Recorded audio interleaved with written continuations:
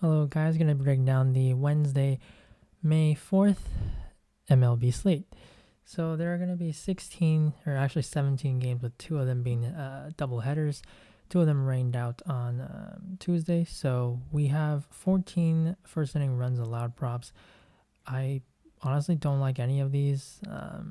There are a few that I thought would be good, but unfortunately those are the ones that are not available. So that's okay though, because there are a lot of other props that I do like on this slate. Starting with strikeouts, there are a few. We're gonna start off with Justin Verlander over 6.5.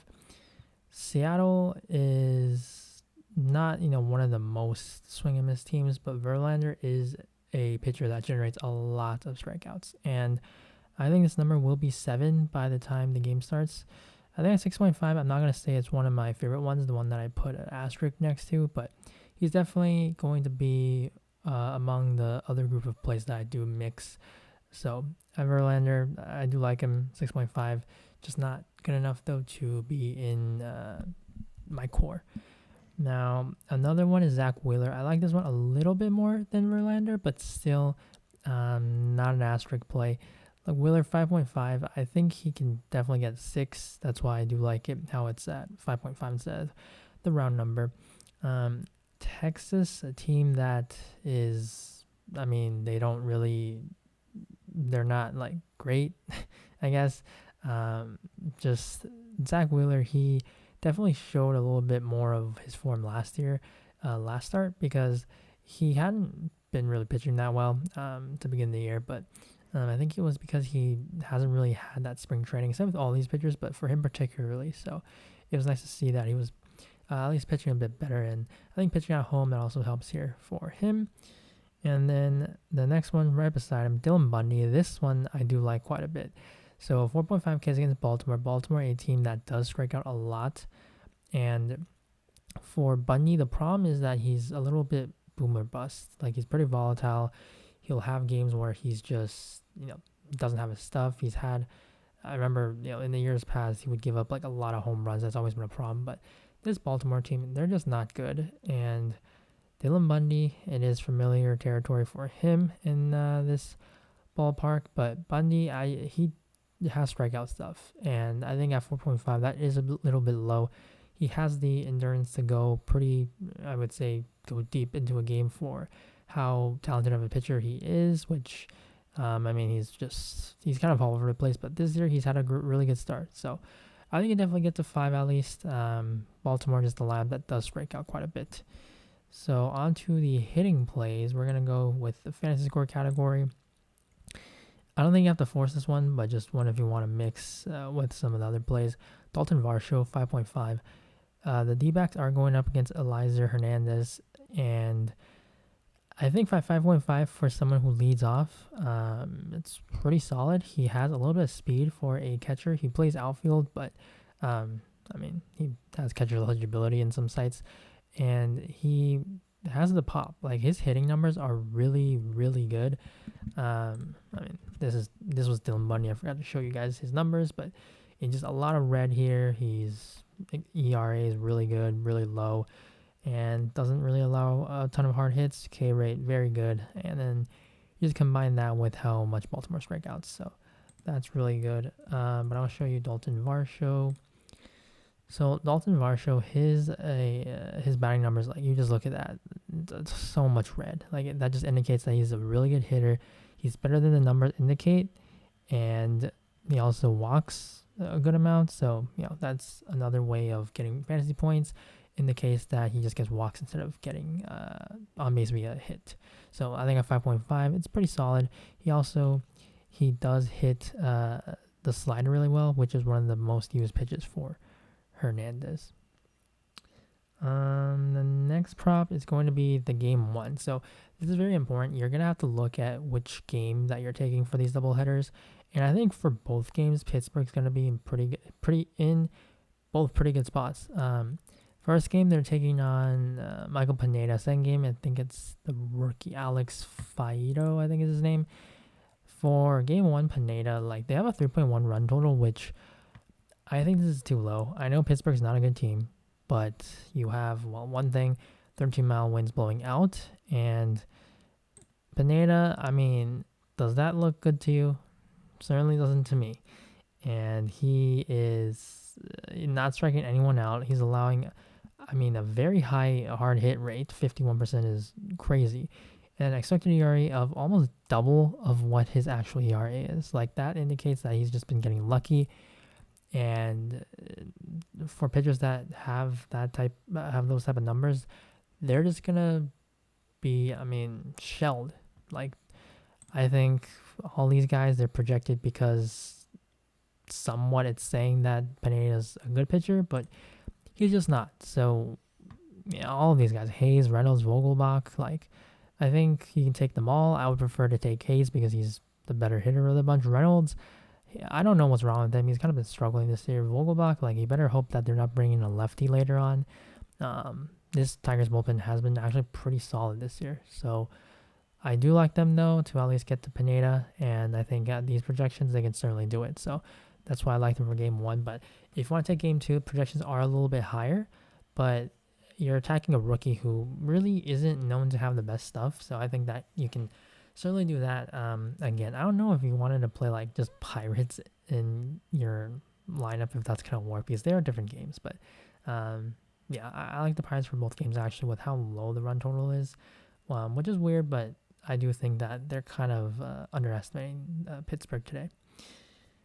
On to the next group of plays. It's going to be from Houston. So Matt Brash, he was someone who a lot of people just expected to be pretty good coming into the majors, but he just really has not been good at all. He's struggled a ton. You have the Astros projected like they're going up against an ace. Again, just numbers aren't really good. He's allowing a lot of hard hits, walking a ton of guys, and just everything isn't really looking that great for him right now. Seems like he's going to need, more time to adjust in the majors. You got a 4.5 run total right now. Wind's blowing out 15 miles. Going to benefit the righties more. So Altuve and Bregman for sure. But Brash does throw really fast. And Altuve, when you look at his numbers against really pitchers with high velocity, he somewhat struggles. But when it's someone that basically is not a good pitcher so far, like I kind of am willing to look past that. So I think at 6.5, you can definitely take that. But I would prefer Bregman, but Alvarez is going to be my favorite play of the bunch. He's homered in 2 straight games. He's one of the better hitters in baseball, but it just seems like the projections aren't really giving him that respect. And I think at 6.5, that's too low. He should probably honestly be like 8.5 for today. So I really like Alvarez. He's going to be one of my favorite plays today. But all these Astros just look to be a good spot at home. And then we're going to go to game 2 of Detroit and Pittsburgh. And that's going to be from the other side, Javier Baez at 5.5. So they will be taking on Jose Quintana for game 2. And Quintana has a history of struggling against right-handed batters. Baez has had a history of hitting really well against left-handed pitchers. So both of those things match up. A 5.5 projection just seems low. Baez has been hitting pretty well since returning from injury. Tigers are playing pretty decent ball right now. He's going to be hitting at the heart of that order. I'm not sure if they have this game up, but yeah, because it is a game 2. But they also will be taking on a lefty in the game 1. So if you want to take the righties for the Tigers, I think that's fine as well, but projections are a little bit lower, but I just don't think Quintana's that good. His numbers also don't indicate he's good, so that's why I would be interested in this prop for Baez. And then the next group is going to be from the White Sox, so all of these dudes. Starting with Tim Anderson, and then you got Luis Robert, Jose Abreu, all 3 of them. Kyle Hendricks, he has not been good. He has never been a strikeout pitcher.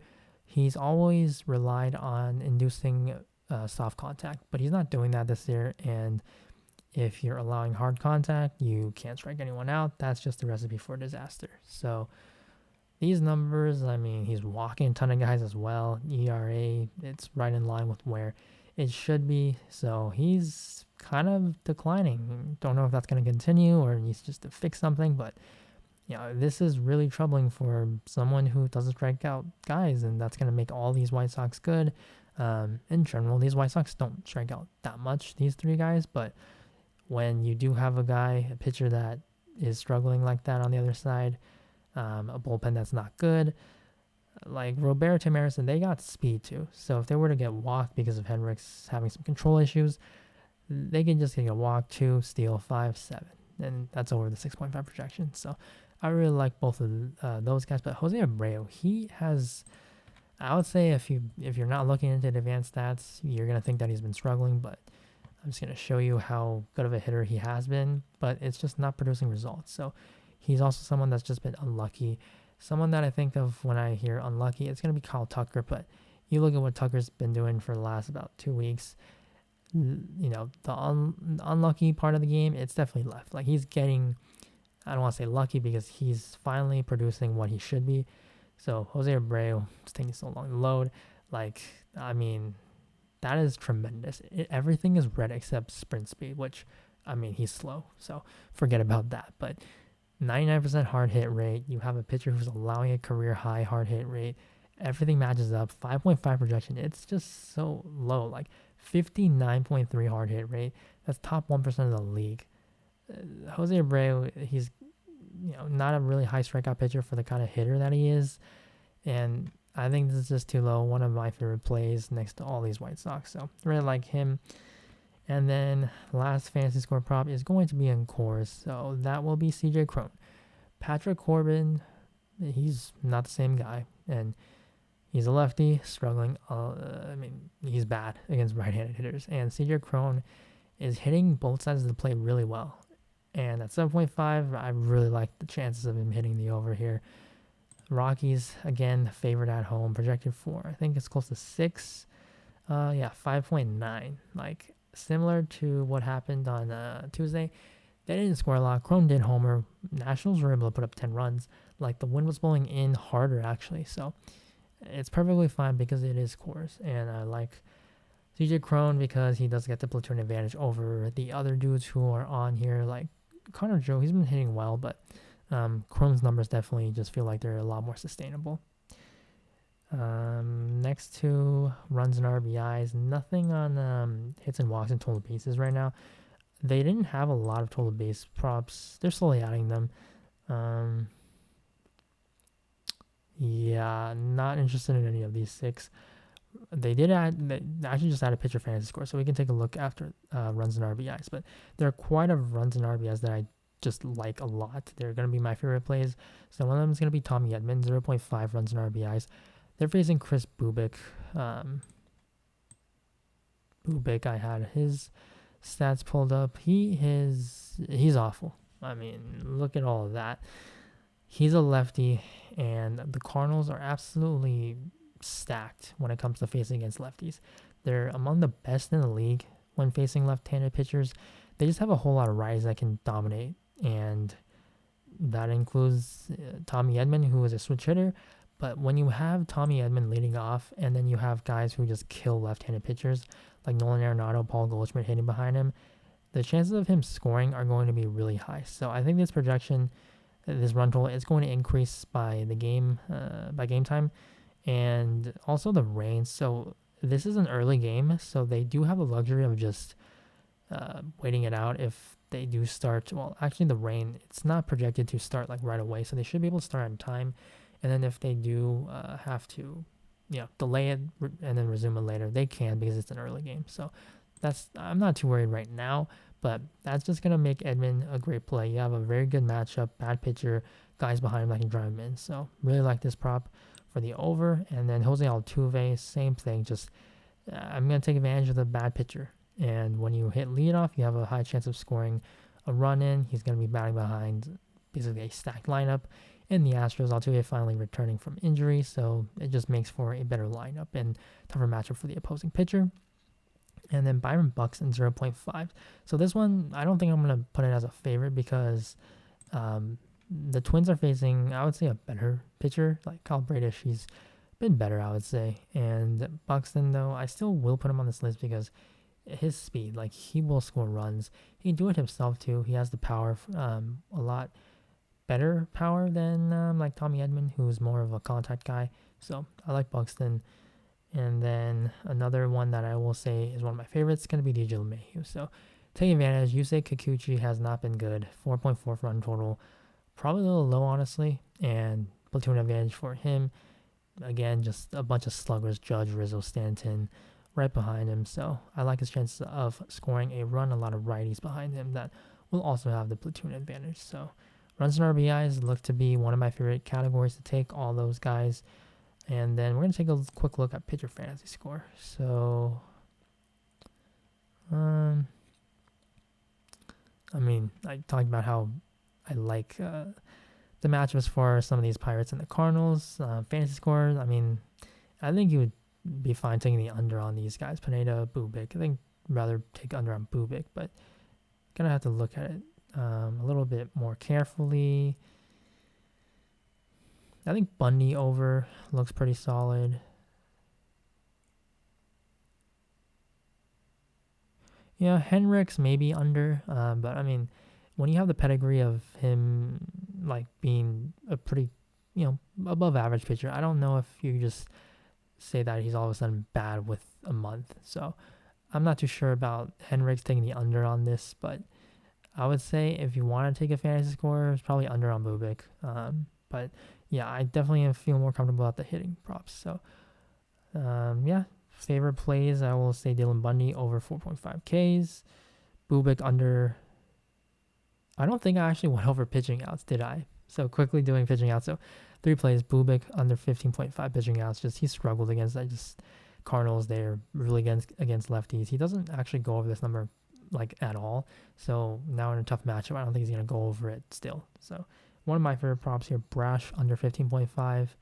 Talked about Houston, so it just makes sense for that play wherever that is here. And then another one's going to be Zach Wheeler over 17.5 pitching outs. So if you want to take strikeouts or pitching outs, I think I'd rather lean towards pitching outs because I think I get to 6 and I could totally see Wheeler getting like 5 Ks or something. But still, both of those are going to be plays that I will take. So again, Bundy 4.5 K is my favorite. Bubic under 15.5 outs. Jordan Alvarez over 6.5 fantasy points. And then the runs and RBIs of Edmund, Altuve, and LeMahieu, all 3 of those overs. So thank you guys for watching. Good luck on this slate. Remember, this is a Wednesday, so the games do start early. So make sure you do get those plays in early on time. So again, thank you guys. Wish you the best of luck, and I'll see you in the next video. Bye.